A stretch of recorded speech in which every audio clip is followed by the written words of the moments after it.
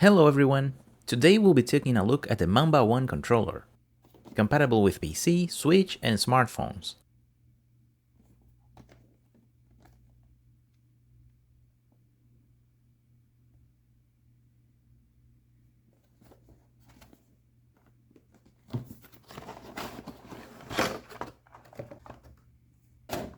In the box, you'll also receive a dock.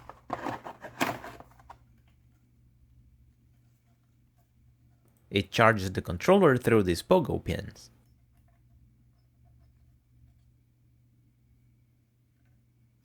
And on the bottom is located a USB dongle.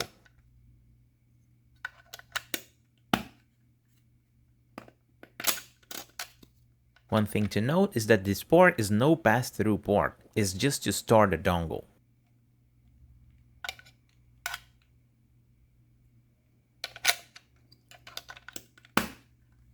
And this part on the top seems to be removable, but is actually not.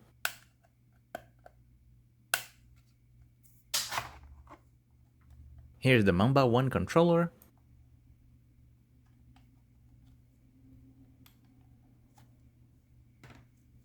Here's the included cable.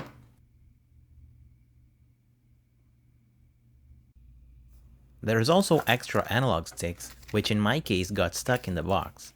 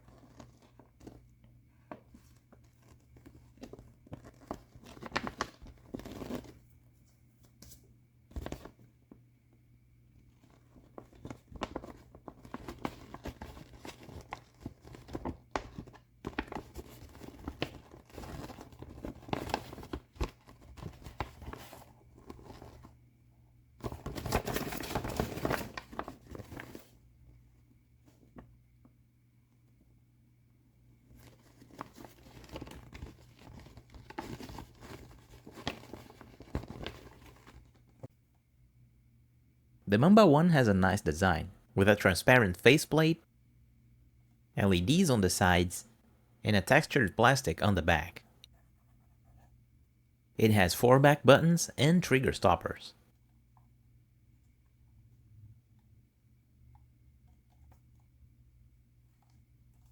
The face buttons uses rubber membranes, and they're a little bit hard to press. When fully pressed, they won't sink flat with the shell. They're also a bit noisy.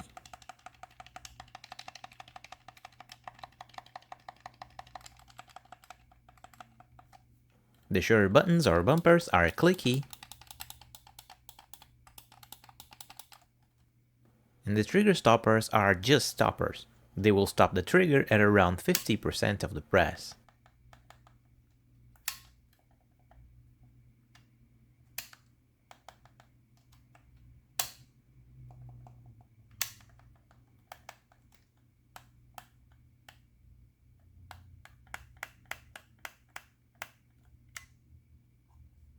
And the back buttons are fairly easy to press at any region.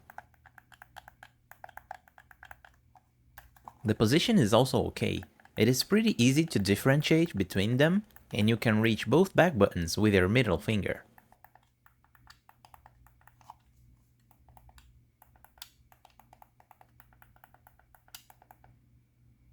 These buttons here are clicky, and we also have a clicky D-pad. It also has a center pivot, and you can't hit all 4 directions when you press it in the center. The body of the analog stick is made of metal for a long durability, and this controller doesn't have anti-friction rings, but the analog sticks moves pretty smoothly. The taller sticks are pretty good.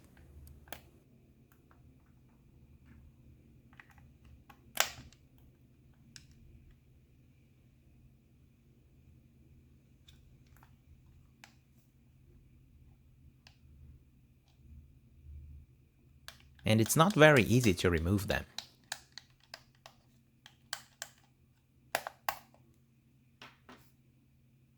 When we turn it on, we can see that the screen is quite big and it has a nice resolution.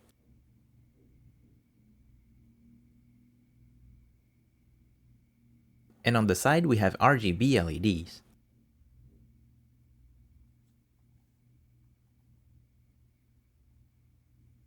You can unpeel this plastic and notice that the screen already comes with a screen protector installed. I recommend leaving this on because it protects the screen from scratches, but if you want, you can also remove it.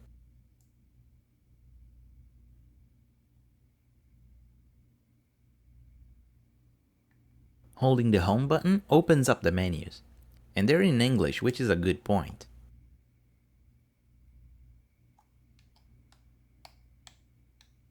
But you cannot use the face buttons to navigate.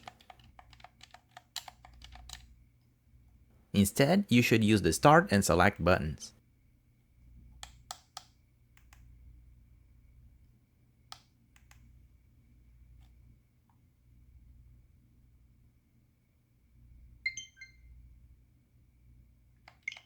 Testing on the Switch, the controller can wake up the console. And it has motion controls too.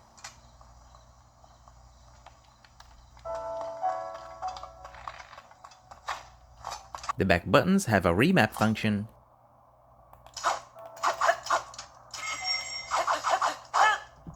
and you can also record macros.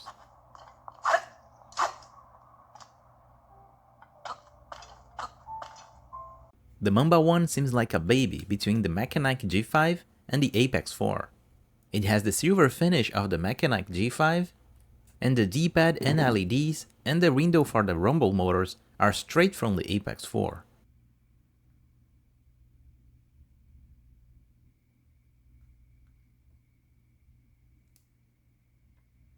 The screen on the Mamba One though is not customizable.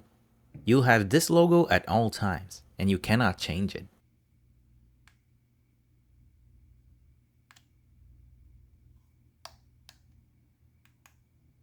The brightness is adjustable.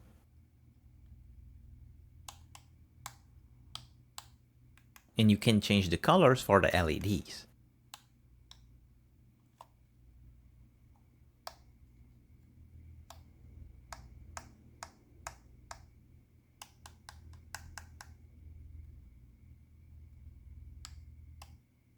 And there's 3 modes for the LEDs.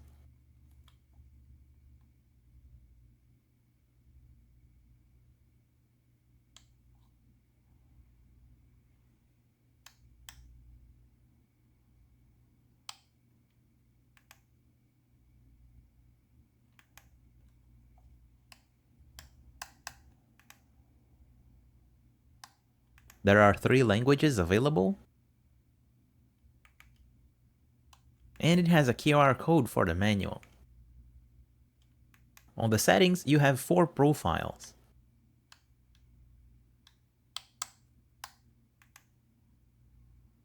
And remapping the buttons is pretty easy.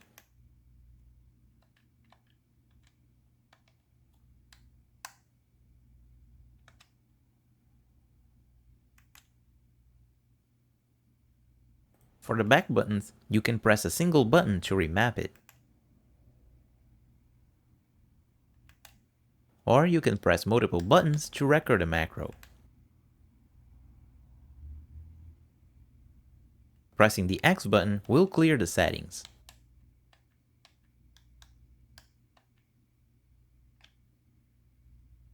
For the analog sticks, you have 3 different settings.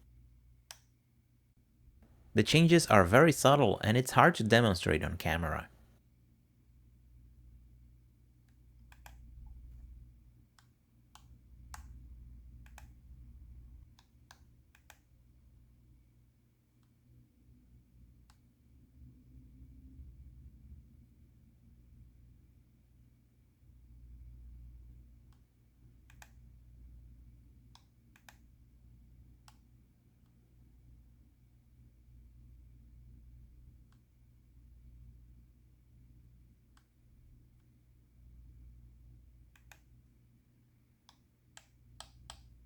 And finally, you can adjust the vibration intensity.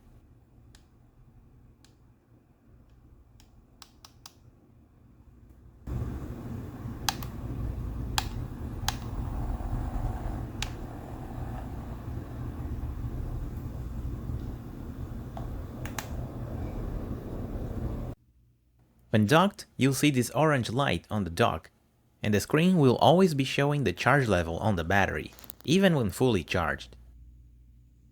One thing to notice is that when you're operating the menus, the buttons are still active. And since holding the home button also opens the switch menu, you can accidentally put your console to sleep. It is also very annoying when you need to configure the buttons and your inputs will be affecting the game at the entire time.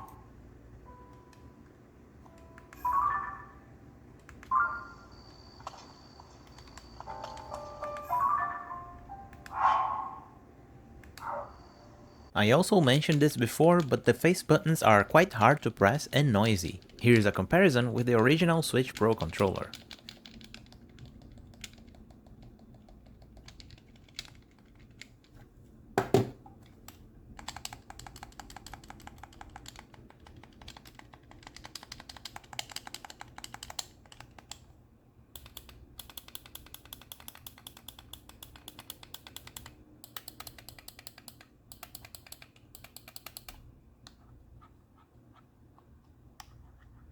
Testing the analog sticks, I found that there are no cardinal snapping. But there's this weird magnetism towards the center when you move the stick close to the cardinal directions.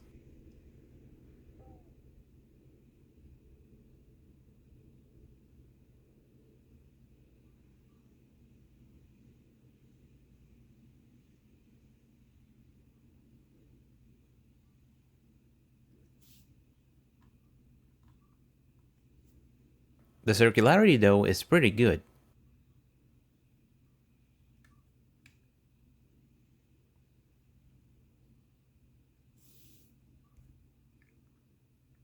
And there's a small center dead zone too.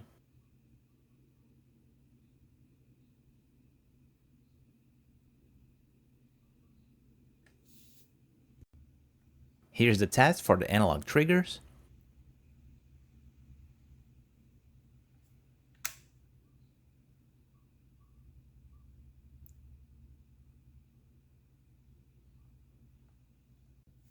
And I found another problem when testing the back buttons. When you hold down two back buttons, sometimes you have this alternating turbo pattern. And other times, the two buttons will be held down.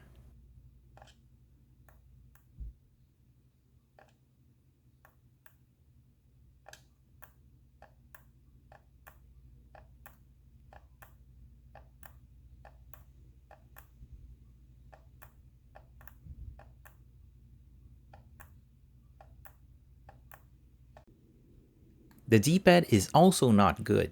The diagonals are pretty hard to hit. And not only that, sometimes the inputs will skip the diagonals entirely.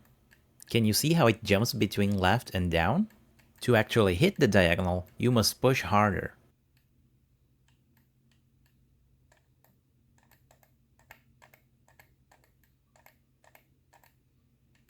And even when pushing hard, any small movements to the side will make you lose the input.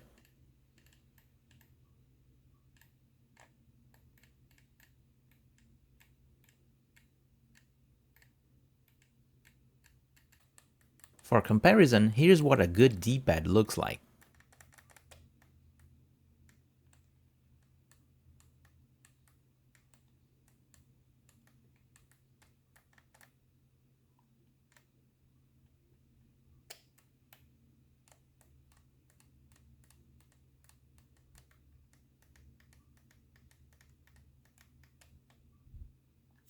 The controller has a D input and an X input mode.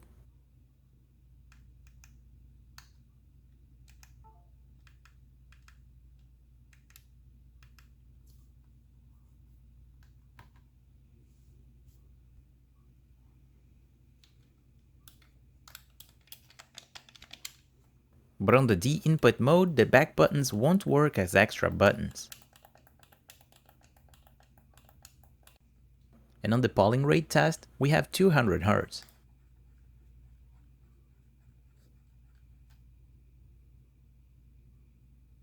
Moving to the teardown, you have 7 screws under the faceplate. and 2 extras on the back.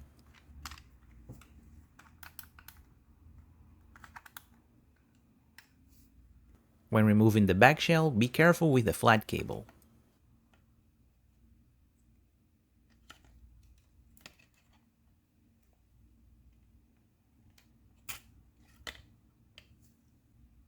Here we can see the 2 rumble motors, the Hall effect triggers, and the big battery on the middle.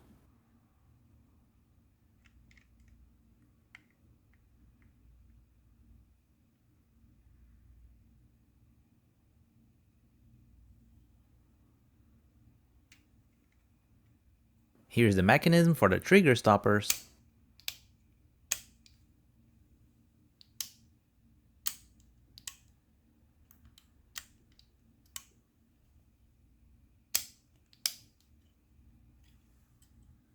And this is just a metal plate. The magnet must be on the dock.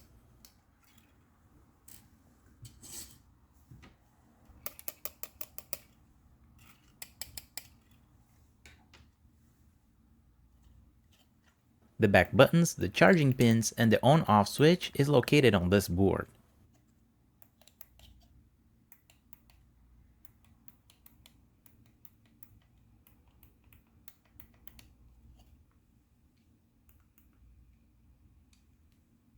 The battery has 1800 milliamps. Be careful when going to the other side of the board because there is another flat cable here.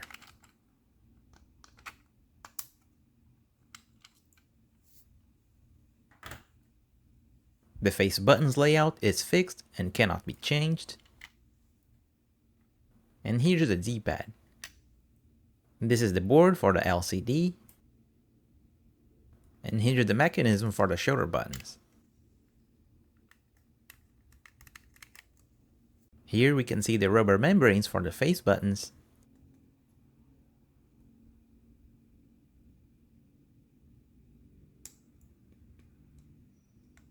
And the triggers has a metal pivot, which is good. There is also this rubber protection for the shutter button switches.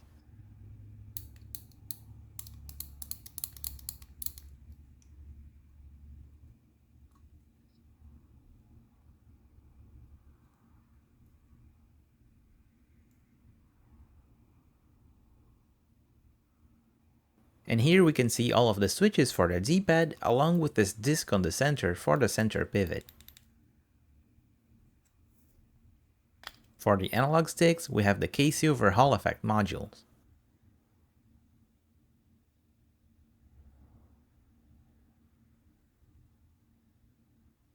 And that's it. For my final thoughts, the Mamba One is not a good controller. The external appearance and design is pretty good, but there are problems with the analog sticks, with the Dpad, with the back buttons, and with the face buttons. And these are the main parts of the controller. Basically, you're gonna have problems in any kind of game with these issues. I forwarded these problems to the Mamba One team, and hopefully they'll fix it. If they do, I'll make another video here in the channel. But for now, I cannot recommend it. And that's it for this review. As always, thank you for watching, and I'll see you next time.